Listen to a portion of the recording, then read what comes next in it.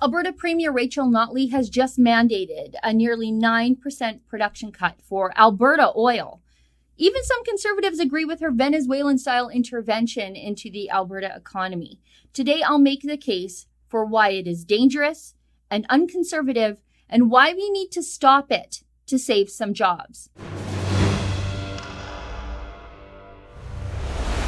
Well, I think we all knew it was coming. Alberta Premier Rachel Notley announced that her government would be forcing an involuntary production cut on Alberta's oil producers. Premier Notley is forcing companies to make an 8.7% cut in production, amounting to a decrease of 325,000 barrels of oil per day, beginning January 1st, 2019. Now, according to CBC News, Notley said the daily cuts will remain in place until 35 million barrels of processed oil currently sitting in storage are shipped to market, likely by the spring, but we're not sure. Alberta oil currently sells for $45 per barrel less than West Texas Intermediate due to a lack of pipeline capacity to get Alberta oil to foreign markets. Now, the widening price differential is causing Alberta to lose $80 million per day. The idea of production cuts was first pitched by oil company Cenovus last month and then embraced by United Conservative Party leader Jason Kenney last week. On the other hand, Imperial Oil and Husky oppose these measures. It's a neat little trick the NDP have pulled here, isn't it? They oppose pipelines and energy infrastructure for decades, thus exacerbating today's price differential. And then they try to convince us that they now have all the answers to these problems they've created. How is Notley stopping oil and gas any different than what Greenpeace wants in the end? Now, let me get this out of the way right now. Some conservatives are absolutely going to disagree with the position I'm going to take on production cuts. Even the oil patch is divided on this issue. I disagree with some conservatives on supply management of dairy and eggs and poultry, and this is no different. This is supply management. It's price fixing. And I refuse to defend a command economy as a conservative solution. But it's also stupid supply management because Saskatchewan isn't cutting production yet, so how's that going to work? The problem with Alberta's economy is from too much government intervention into our oil and gas sector. The solution to too much government intervention is never even more government intervention. It's getting the government the heck out of the way. I mean, if I had to create a recipe for killing the oil and gas sector in Alberta for generations to come, I don't think that I would have done anything any differently than Trudeau and Notley have done these past few years. Besides failing to support the Northern Gateway export pipeline and allowing it to die, between the two of them, Notley and Trudeau have hired up just about every high-profile anti-oil left-wing radical in the country and put them in charge of the energy sector, from Sephora Berman to Graham Mitchell to Zoe Karen to Gerald Butts to Notley's favorite Brian Topp. Then they brought in carbon taxes to kill investment and drive investment to other jurisdictions. Then they nationalized a pipeline claiming it would help get the expansion of the pipeline done.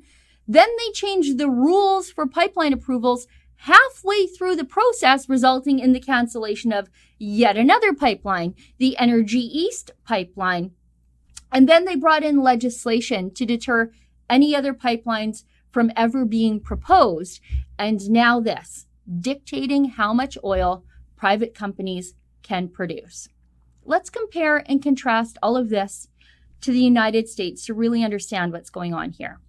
One of the first things President Donald Trump did after he took office was signing the permits for the Dakota Access Pipeline after years and years of Obama dithering and allowing protests and radicals to set the agenda for North Dakota. Trump threw out the hippies, brought in the Army Corps of Engineers, and you know what? Within 6 months, that pipeline was pumping oil. North Dakota right now has 2.6% unemployment, and they share their oil field, the Bakken, with southern Saskatchewan. So it doesn't have to be the way it is here in Canada. In the meantime, on December 13th, the Trans Mountain Pipeline expansion, that's the one Trudeau bought, it begins its 6th year in regulatory purgatory. 6 months or 6 years, if you're a pipeline company, where would you want to invest? In the country that gave all their high-profile obstructionist hippies jobs in government? Not a chance. You'd invest in the country with a will to get things done. And you know what else? I think we should always be very wary of giving the government this sort of power so easily. Maybe next time the government wants a production cut, it'll be to make oil more expensive for us to afford. OPEC did that in 1973 and 1979, and it worked. So why wouldn't Notley or any other progressive government do it to, stop the burning of fossil fuels and put an end to climate change? If that's their end goal, raising prices drastically by taking command of the supply is far more effective than an incremental carbon tax now, isn't it?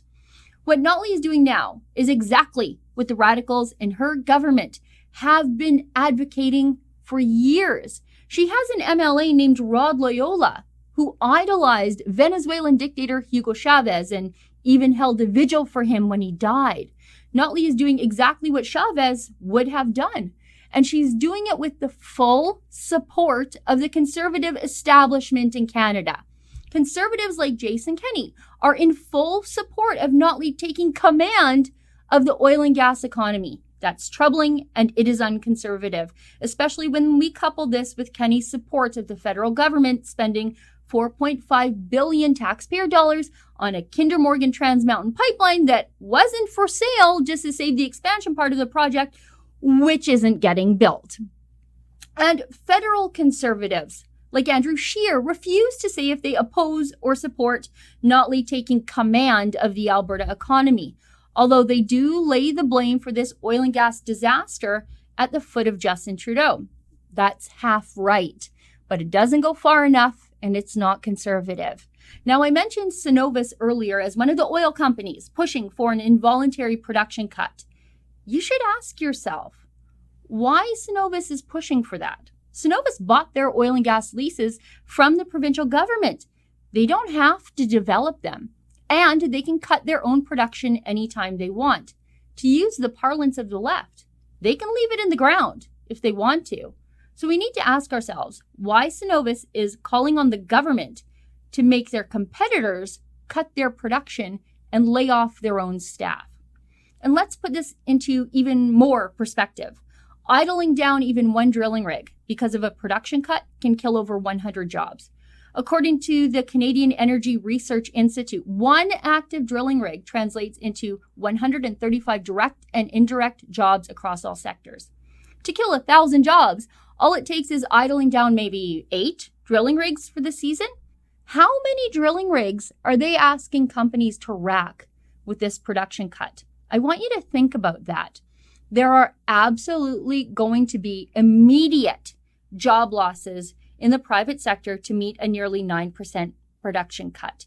This is absolutely mandating immediate private sector job losses. There's no way around it.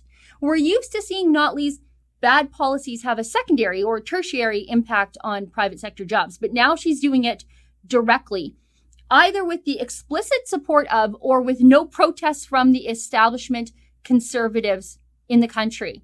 Do you see a single one of those conservatives asking for a 9% cut in Notley's out-of-control spending? Notley is asking you and me to lead by example, sacrificing our families' jobs to protect her government revenue while she continues her spending out of control and hiring like crazy in the public sector. Every time somebody even talks about cuts to public services like healthcare, it turns into a provincial crisis. And yet when we are casually rambling on about thousands of up and downstream oil and gas workers losing work right before Christmas, we talk about them in percentages of production cuts. It is sickening. Why are public sector workers being protected from the reality our families live with every single day? There's no need for any of this. If oil companies want to cut their production, they can do it. They could have done it yesterday. If Rachel Notley is spending more money than she is getting in oil and gas revenues, she can cut her spending, and she should have done it yesterday. The solution is never more government intervention, and it's not more Albertans out of work in the private sector. And the solution is not putting an embargo on just Alberta oil and gas, especially when Saskatchewan isn't cutting production at all so far. And while Canada still imports oil from Venezuela and Saudi Arabia. According to a report by Tristan Hopper in the National Post, Canada forks over $300 million a month to the House of Saud for their oil. Canada still buys oil from the United States and Algeria. That's not changing, and that's the problem here. The solution to our woes is an embargo on imports and to start building pipelines now. You don't embargo yourselves. If you embargo yourself, then the only person you're helping is your enemies, like those in OPEC. That's why I'm calling for a stop to this embargo against ourselves and our own jobs. I have a petition at lifttheembargo.com. It's simple. We're calling on Rachel Notley to stop her involuntary production cuts for just Alberta oil. We need to save Alberta jobs and send a message that Alberta will be open for business very soon, May 2019. Albertans should not be sitting at home while we still import OPEC oil. Rachel Notley needs to keep her hands out of the oil and gas sector. All her interventions are killing us. Please go to lifttheembargo.com and let's keep Alberta drilling. Let's embargo Riyadh and not Red Deer. For the Rebel.media, I'm Sheila Gunn-Reid. Notley is embargoing the production of Alberta oil, which could put hundreds more Albertans out of work. And she's doing it basically unopposed, except by us. To see the full story and to sign the petition to stop her embargo, go to lifttheembargo.com.